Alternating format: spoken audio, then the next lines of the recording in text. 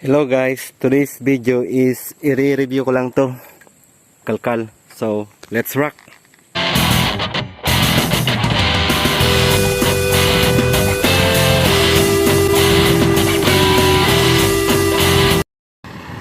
So ayun guys, so ito catalytic po ito ng RS200 na Rouser. So binilang ko siya ng tubo na pangkalkal, 51mm po yung butas at saka ito na rin.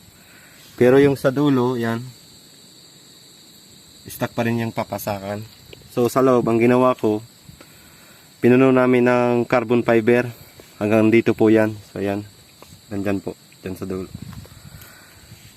So maganda naman yung tunog. So ito, sound check natin.